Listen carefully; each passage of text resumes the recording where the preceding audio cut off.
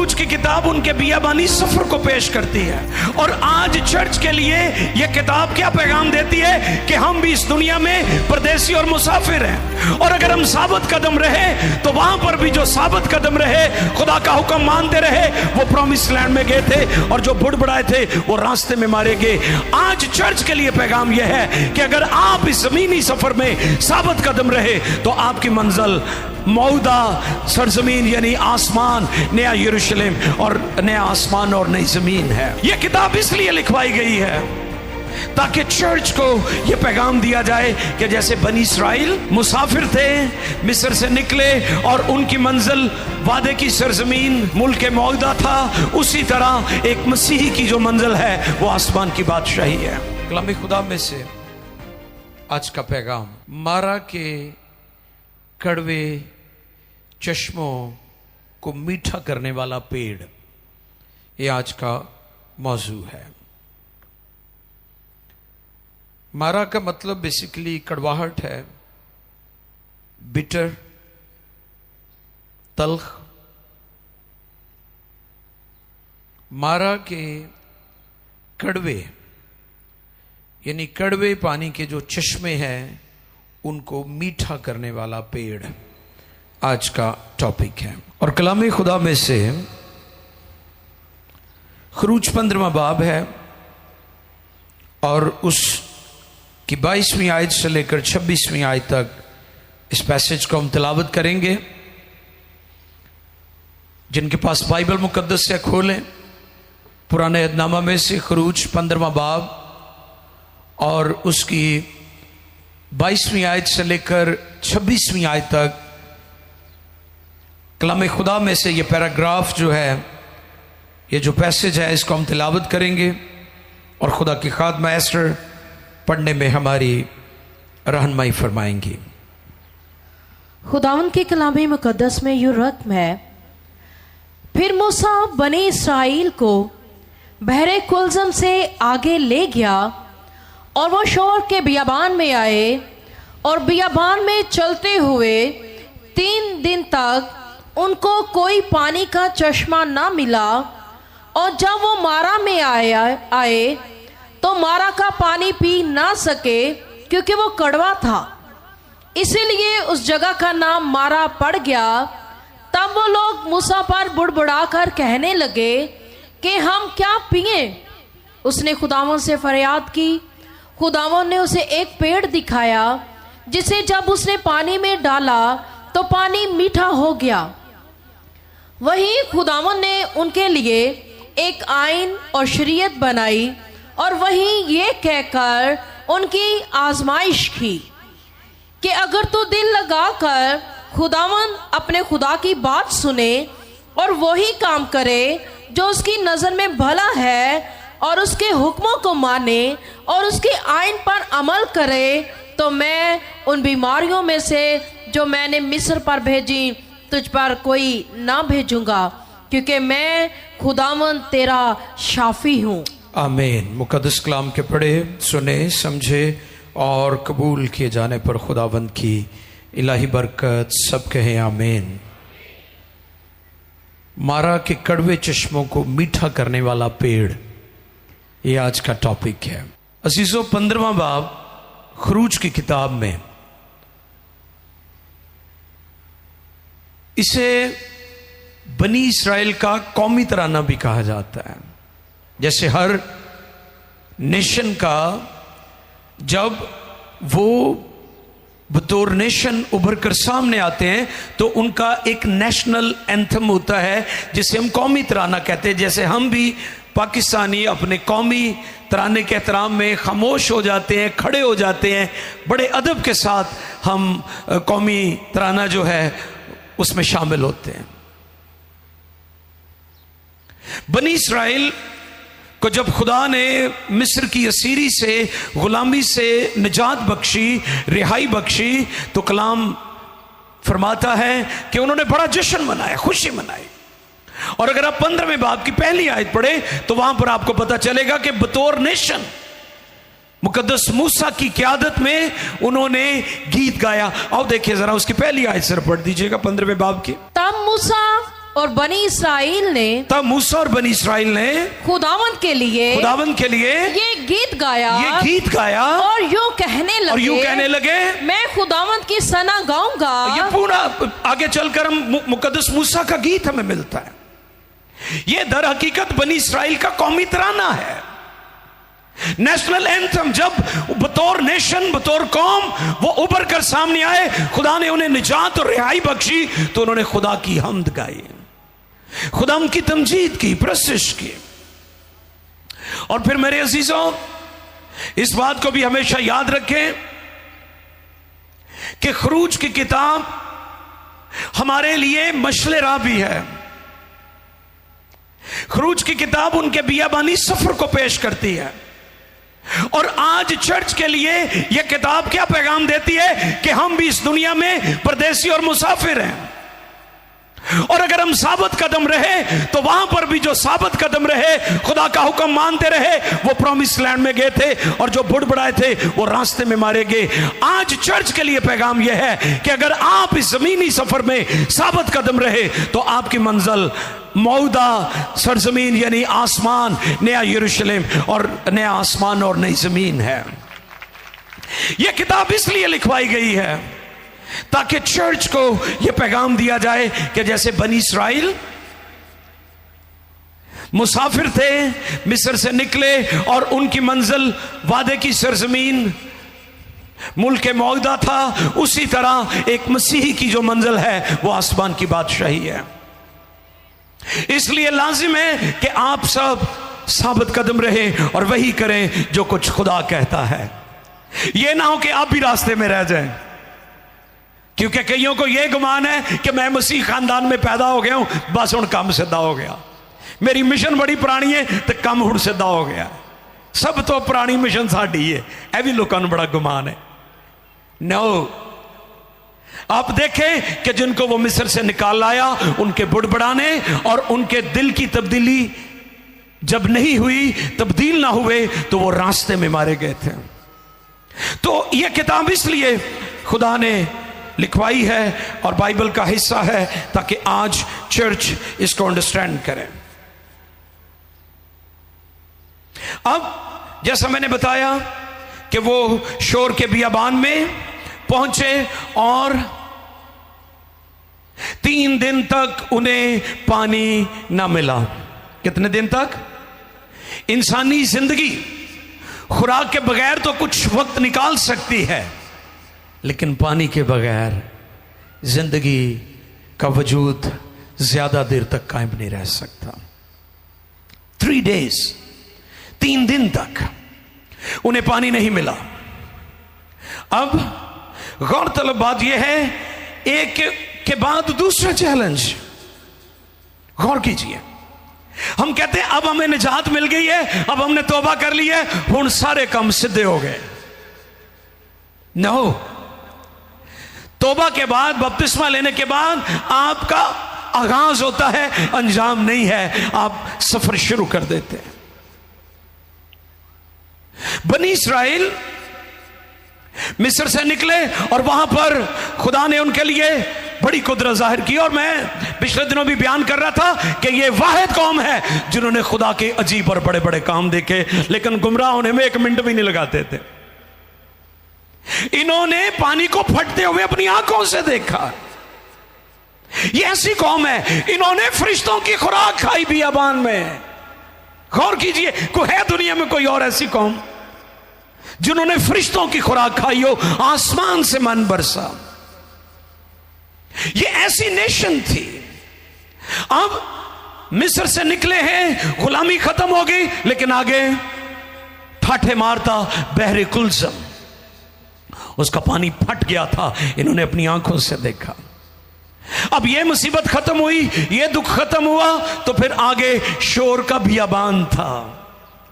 हम कहते हैं कि हुण असीं दुआ करा लईए, हुण सारा काम सीधा हो गया, कारोबार भी सीधा, सेहत भी ठीक हो गई, ना आपां हुण गिरजे जाना, बस चंदा भेज दिया करांगे।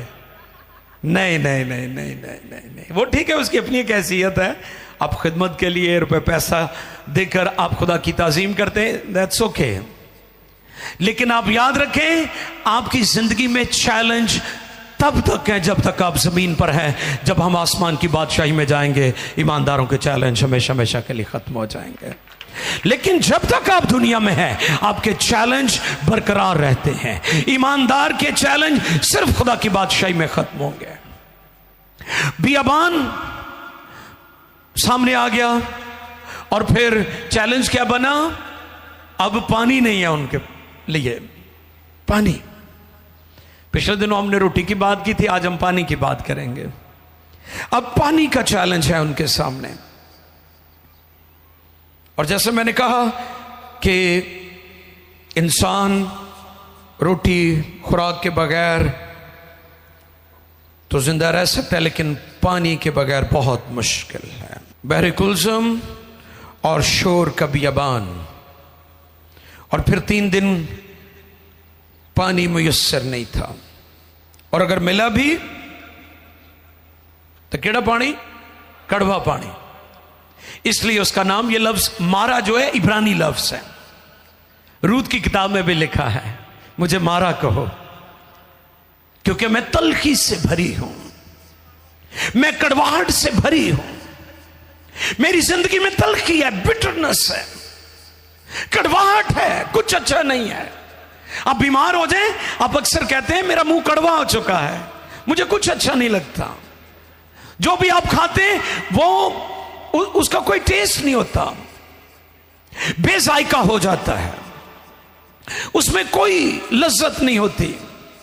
जिन लोगों की जिंदगी में कड़वाहट है, उनकी जिंदगी का कोई रंग नहीं है, कोई टेस्ट नहीं उनकी लाइफ में। उनको जिंदगी, हालात, खुराक, चीजें, रुपया पैसा, हर चीज बेमकसद नजर आती है क्योंकि कड़वाहट है। अब वो सब कुछ भूल गए। जब कड़वा पानी पिया, वो मिस्र को याद कर रहे हैं। मिस्र को वो बहुत मिस करते थे। बेशुमार लोग अपने माजी को बहुत मिस करते हैं। बेशुमार लोग अपनी माजी की बेवकूफियों पर भी फख्र करते हैं। बनी इस्राइल का भी यही प्रॉब्लम था। वो खुदा के उन कामों को जो वो हाल भी उनके लिए कर रहा था, उस पर गौर नहीं कर रहे थे। वो माजी की तरफ बड़ी जल्दी लौट जाते थे। हम भी ऐसे ही करते हैं, हम बड़ी जल्दी चीजों को भूल जाते हैं और शिकायत करना शुरू कर देते हैं, बुड़बड़ाना शुरू कर देते हैं।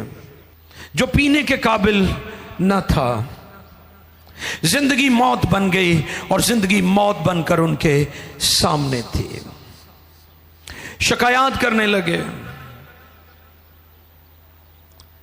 ये वो लोग हैं जिन्होंने शिकायत की, मिस्र में तो पानी मिलता था। ये नामुकम्मल निजात याफ्ता जो लोग हैं, जिनको नामुकम्मल निजात मिली है, ये उनकी तस्वीर है। ये शिकायत करने वाले लोग इनकी तस्वीर है जिनको नामुकम्मल निजात मिली है। आपको पता है नामुकम्मल निजात से मुराद अद्धा रूहानी ते अद्धा जिस्मानी। ठीक है, चर्च में रूहानी और बाहर जाकर जिस्मानी। असल पता तो लगता है जो विआह हुंदा है। अच्छा, वो उदों ही पता लगता है जो पादरी साहब नूं कहंदे रोटी ली दुआ करियो कि क्रिश्चनां दा ही विआह है। नहीं तो पग्गां तो ऐ ही लगता जिवें इंडिया च पहुंचे हुए ने। तुसीं वेख लियो लोकां दा हाल, और इन्ने पैसे खर्च करते हैं। हाय हाय हाय हाय। अफसोस, अफसोस इस बात के लिए कि हम अपने रिश्ते, नाते, बच्चों की जो शादी की बुनियाद है वो कलाम पर नहीं रख रहे। हम रवायात पर और जो लोगों को हम करता हुआ देखते हैं उस पर रख रहे हैं। इन्ने खर्चे करके भी आज जोड़े कामयाब नहीं। तो मैनू याद आ कि मेरी अम्मी अपने जेठ नू वेखे तो मुंह लकांदी हुंदी सी। यानी वो हमारी औरतें, हमारी माए, या वो लोग जिन्होंने एक दूसरे को देखा भी नहीं होता था, तो फिर भी शादियां कामयाब। इतने रात को 11 बजे गल शुरू होती, सुबह मुकदी है तो शादी फिर नाकाम। अफसोस इसलिए कि हमने जो कलाम की बुनियाद है उसको छोड़ दिया है। हम रस्मों पे पड़ गए, हमने दुनिया को फॉलो किया, हमने दुनिया की चीजों को गले लगा लिया, खुदा के कलाम को दूर कर दिया।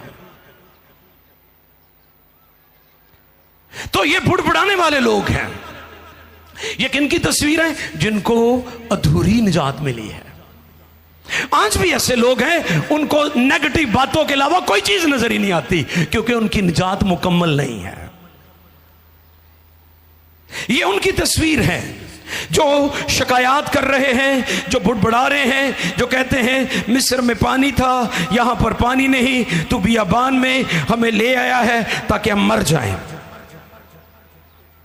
मत्ती की मार्फत इंजीली बयान है, उसने कहा मैं तुमसे सच कहता हूं कि किसी चीज की फिक्र न करो कि क्या खाएंगे क्या पिएंगे, क्योंकि इस फिक्र में तो गैर अक़वाम रहती है, क्योंकि तुम्हारा आसमानी बाप तुम्हारे मांगने से पहले ही जानता है। यह है मसीही ईमान, यह है क्रिश्चियन फेथ कि हमारा बाप हमारी जरूरियात को जानता है। वो भूल गए कि खुदा हमें मिस्र से निकाल लाया। वो भूल गए कि खुदा ने बहरे कुलज़म को 2 हिस्सों में किया। वो भूल गए कि खुदा मिसबाबुल असबाब है, सब कुछ कर सकता है। He is almighty. हालेलुया। ते जदों रोन लापे पिटन लापे ते फिर खुदा ने मूसा दी दुआ दा जवाब दिता। मूसा नूं तंग बड़ा इन्हां ने कीता, और मूसा भी चंगा सी, इन्हां दीयां गल्लां ही सुनदा रहा, क्योंकि लिखा है कि वो रोए जमीन पर सबसे ज्यादा हलीम शख्स था। और मूसा की जात के लिए, उस हस्ती के लिए जोरदार तालियां बजाएं। इन्नियां नलैक हरकतां करदे सी, मुकद्दस मूसा फिर भी तुरया रहा लैके उन्होंने। खुदा सब कुछ कर सकता है, और खुदा ने मुकद्दस मूसा की दुआ का और दिखाया क्या उसे? एक पेड़, एक दरख्त दिखाया। तो टॉपिक क्या है आज का? मारा के कड़वे चश्मे और उनको मीठा करने वाला पेड़। ये आज का टॉपिक है। मूसा की दुआ का जवाब आ गया। जवाब क्या आया? खुदा ने उसे पेड़ दिखाया। और आपको पता है ये पेड़ किस चीज की तस्वीर है? ये यीशु मसीह की सलीब की तस्वीर है। यही काम मेरा यीशु भी करता है, उसकी मसलूबियत भी करती है, उसका कफारा भी करता है कि जो शख्स यीशु मसीह के कफारे पर ईमान ले आता है, गुनाह की कड़वाहट उसकी जिंदगी से चली जाती है, उसकी जिंदगी में रूहानी मिठास आ जाती है, उसकी जिंदगी से चश्मे जारी हो जाते हैं, जिंदगी के पानी की नदियां जारी हो जाती हैं। उसको क्या दिखाया? बोले, सब बोले। हाँ, पेड़ दिखाया, दरख्त। और जब दरख्त दिखाया और खुदा ने कहा कि इस पेड़ को ले, ये खारी पानी को मीठा कर देगा। अच्छा, वहां पर सिर्फ एक चश्मा कड़वा नहीं था। वो जो शोर का बियाबान है, ये सारा इसका पानी कड़वा था, एक चश्मा नहीं। आप भी इस तरफ चले जाएं, स्त्याना रोड की तरफ, जैसे आप इस तरफ जाते हैं तो आपको वो जो सेम के इलाके मिलेंगे, जमीन से पानी बाहर निकला होता है, वहां पर कोई नबातात नहीं होती है। जहां पर कड़वा पानी होता है वहां पर नबातात बिल्कुल नहीं होते, वो बंजर और वीरान जमीन होती है।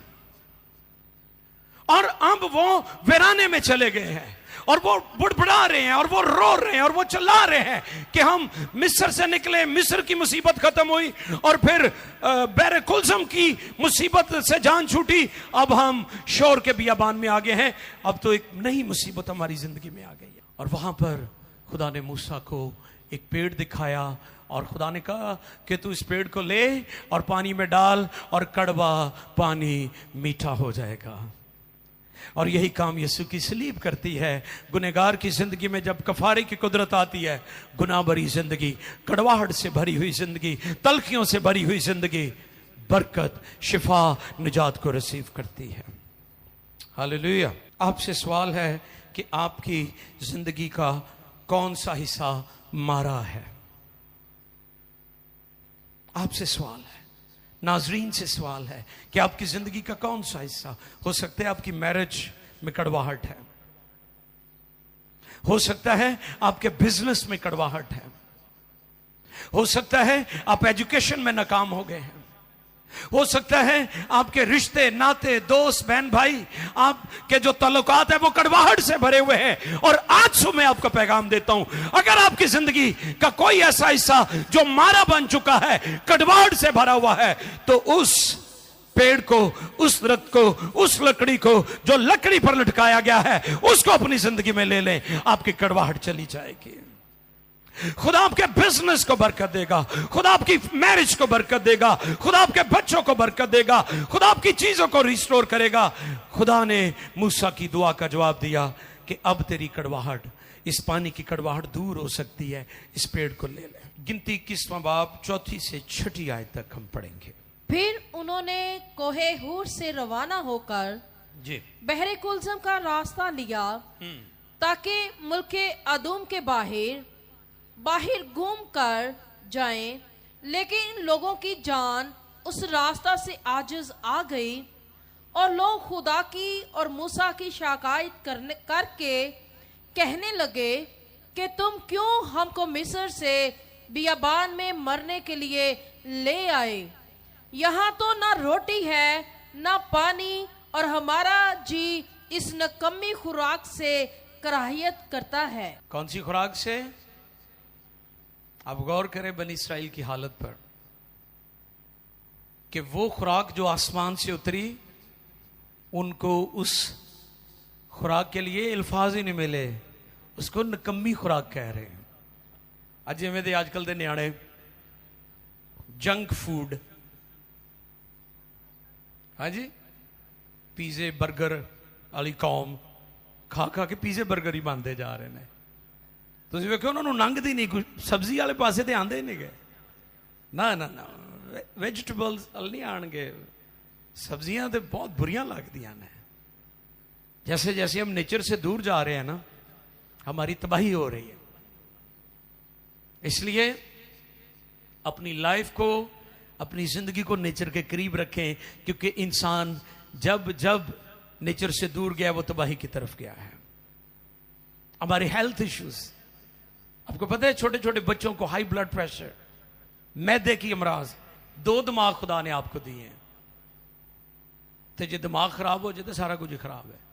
एक आ दिमाग है तो एक आ दिमाग है, कईयां दा आ ठीक है तो आ खराब है, तो कईयां दा आ खराब है तो आ ठीक है, तो इन्हां चों जिहड़ा भी खराब होया तुसीं खराब हो जाना।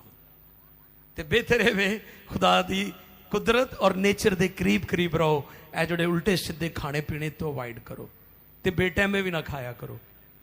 हम वो काम करते हैं, जब आराम करना है तो फिर हम काम करते हैं, और जब काम करना है तो तब हम, खुदा ने हमारी बॉडी को सूरज के साथ डिजाइन किया है कि डे लाइट में आप काम करें, खाएं पिएं, सब कुछ करें, लेकिन रात खुदा ने आराम के लिए आपको दी है।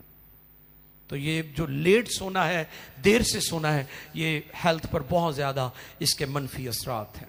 वो कहते हैं मिस्र में भी हम आजिज हैं, मिस्र के अंदर भी शिकायत, फिर बहरे कुलजम में भी शिकायत, बियाबान में भी शिकायत, आजिज आ गए हैं, आजिज, हर वक्त आजिज। भाई कौन सा वो वक्त है जब आप खुशी मनाते हैं? कौन सा वो वक्त है आप शुक्रगुजारी करते हैं? कि हर वक्त आपकी जिंदगी में बुड़बड़ाना ही है, हर वक्त आपको नेगेटिव चीजें नजर आती हैं, आप पॉजिटिव चीजों को नहीं देख सकते। ये पैगाम है आज। वो आजिज आ गए, फरिश्तों की खुराक को नकम्मी खुराक कहने लगे। और वो जो यहां पर शिकायत के लिए है, वो कुफर के मानों में आता है, जिसे ब्लास्फेमी कहते हैं। क्या करने लगे? वो कुफर बकने लगे, खुदा की जात, उसके मौजज़ात को नजरअंदाज करके। बुड़बुड़ाने वाले लोग, शिकायत करने वाले लोग। और जब वो बुड़बुड़ा रहे थे तो फिर उसका नतीजा क्या निकला? जलाने वाले सांप। पढ़ें जी, 6 आयत तक पढ़िएगा जरा प्लीज, मुकम्मल कर दें इसको। तब खुदावंद ने उन लोगों में जलाने वाले सांप भेजे। कौन से सांप? जलाने वाले। थियोलॉजियन कहते हैं कि ये वो सांप थे जो खुदा ने जजमेंट के तौर पर इस्तेमाल किए, कि जिसको ये सांप काटते थे उसको भी आग लग जाती थी। क्या होता था? गौर कर रहे हैं आप इस बात पर? ये वो सांप थे जिसको ये काटते थे उसको भी आग लग जाती थी। क्योंकि जब मालिक अदालत पर आता है ना तो फिर लिहाज नहीं रखता, ये याद रखिएगा। क्योंकि जहां वो मोहब्बत करने वाला खुदा है वहां पर वो मुंसिफ भी है, जस्टिस है, अदालत भी करता है। अब अदालत हो रही है, जलाने वाले सांप। और मैं गौर कर रहा था, आगे चलकर हम तीसरा जो वाक्य है वो भी सुनेंगे। दो जमीन पर ऐसे वाक्यात हुए जहां पर इंसान बेबस नजर आ रहा है, और तीसरा वाक्य आसमान पर है जिसे मुकाशवा की किताब में यूहन्ना ने कलमबंद किया है। और जब जलाने वाले सांप उनको काट रहे थे तो फिर क्या हुआ, सुने जरा। तब खुदावन ने उन लोगों में जलाने वाले सांप भेजे जी, उन्होंने लोगों को काटा, उन्होंने लोगों को काटा और बहुत से इस्राएली मर गए। बहुत से इस्राएली मर गए। तब वो लोग मूसा के पास आकर कहने लगे कि हमने गुनाह किया, क्योंकि हमने खुदावंत की और तेरी शिकायत की। सो तू खुदावंत से दुआ कर कि वो इन सांपों को हमसे दूर करे। चुनाचे मूसा ने लोगों के लिए दुआ की। और फिर इसके बाद क्या हुआ? तब खुदावन ने मूसा से कहा कि एक जलाने वाला सांप बना ले और उसे एक बलि पर लटका दे, और जो सांप का डसा हुआ उस पर नजर करेगा वो जीता बचेगा। सोल्यूशन खुदा ही दिंदा है, बाकी सोल्यूशन आरजी होंदे ने, याद रखो, है ना। कभी कोई वायरस आ गया, ओदी बेचारे कढ़ देने वैक्सीन कढ़ देने, तो फिर कोई होर नवी मुसीबत बन जाती है। अब दी इलाज सिर्फ खुदा को ही है, असल सोल्यूशन सिर्फ खुदा ही काटता है। वहां पर पानी कड़वा था, खुदा ने कहा पेड़, और मैंने आपको बताया कि पेड़ यीशु मसीह की सलीब की तरफ इशारा कर रहा है। अब यहां पर जलाने वाले सांप है, तो मूसा ने बल्ली के ऊपर एक सांप को लटका दिया जो पीतल का था। तो फिर यीशु मसीह ने यूहन्ना 3:14 में कहा, आए देखें, यह भी तस्वीर यीशु मसीह की सलीब की तरफ लेकर जाती है। यूहन्ना 3:14 पढ़िएगा जी, यूहन्ना 3:14। और जिस तरह मूसा ने सांप को बियाबान में ऊंचे पर चढ़ाया, उसी तरह जरूर है कि इब्ने आदम भी ऊंचे पर चढ़ाया जाए। हालेलुया। ताकि जो कोई ईमान लाए उसमें हमेशा की जिंदगी पाए। हालेलुया। सोल्यूशन खुदा नहीं देता है, सोल्यूशन बंदियां को नहीं हैगा। बंदियां दा सोल्यूशन आरजी है, जिवें आदम ते हवा ने पत्तियां ना अपने आप नूं ढक लिया, वो ढकिया जरूर सी लेकिन आरजी सी। फिर खुदा ने उनके लिए चमड़े के कुर्ते बनाए। हालेलुया। खुदा दा सोल्यूशन हमेशा परमानेंट हुंदा है, इंसानां दा सोल्यूशन आरजी हुंदा है। ते गुनाह दा सोल्यूशन भी खुदा ने ही कढ़िया है, और अपने बेटे यीशु मसीह नूं दुनिया च भेज के इंसानां दे कफारे लई उन्हें अपनी जान दे दी। हालेलुया। और फिर जैसे मैंने कहा कि ये दो वाकयात जो मैंने जमीनी आपके दरमियान शेयर किए, एक वाकया आसमान पर हुआ है। मुकाशवा 5वें बाब की पहली आयत से पढ़िए जी, मुकाशवा 5वें बाब की पहली से 6ठी आयत तक पढ़ेंगे जी। और जो तख्त पर बैठा था जी, मैंने उसे दाहिने हाथ में एक किताब देखी जो अंदर से और बाहर से लिखी हुई थी, और उसे 7 मोहरें लगाकर बंद किया गया था। फिर मैंने एक जोरावर फरिश्ता को बुलंद आवाज से ये मुनादी करते देखा कि कौन इस किताब को खोलने और उसकी मोहरें तोड़ने के लायक है।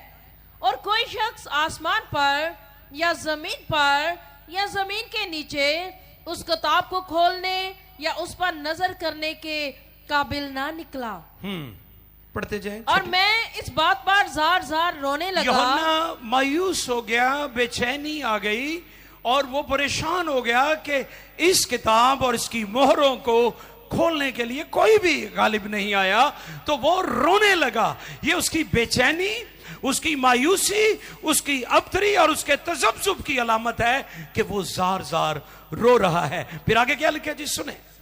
और मैं इस बात पर जार जार रोने लगा, जार जार रोने लगा कि कोई उस किताब को जी खोलने या उस पर नजर करने के लायक ना निकला।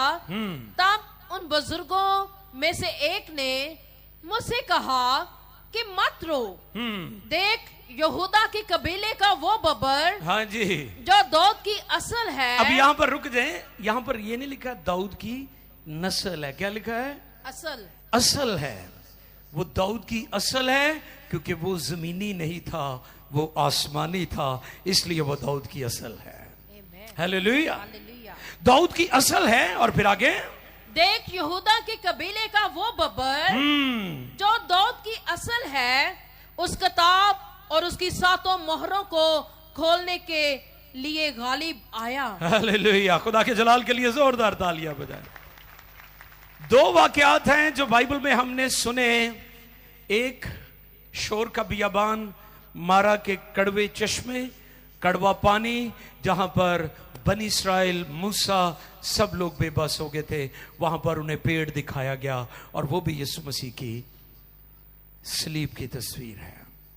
और फिर जब जलाने वाले सांप बनी इस्राएल को डस रहे थे और वो मर रहे थे, तो वहां पर भी खुदा ने मूसा को सलूशन बताया कि पीतल का सांप बल्ली पर लटका दे और जो कोई सांप का डसा वो उसे देखेगा वो बच जाएगा। ये 2 वाकयात जमीन पर हुए हैं। और तीसरा वाकया जो है ये आसमान का है।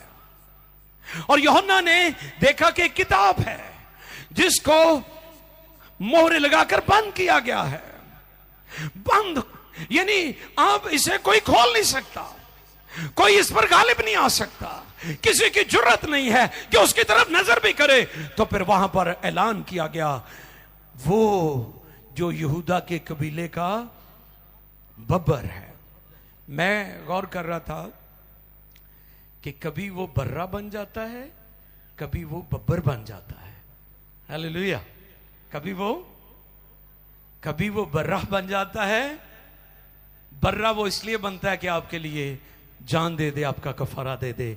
बब्बर वो इसलिए बन जाता है कि आपकी हिफाजत करे। हालेलुया। बर्रा क्यों बनता है? ताकि आपका, क्यों बना वो बर्रा? ताकि आपका कफारा दे। बब्बर वो बन गया है आपकी हिफाजत करे। ताड़े को लागे भी नहीं आ सकता। शेर नू वेख के, शेर दी तो खाली को पाले तो डर लगना शुरू हो जाता है। वो यहूदा के कबीले का बब्बर है, वो हमारी हिफाजत करता है। अगर आप समझते हैं कि आपके लिए दरवाजे बंद हो चुके हैं, आप कहते हैं मेरी मैरिज को किसी ने बंद कर दिया, कहने जी ये डक्का कहे ने लाया हुआ है, दुआ करो। भाई साहब मेरे ते वाल भी चढ़ते जा रहे हैं। फिक्र पै जाती है ना भी हुण किते रिश्ते का इनकार ना हो जाए।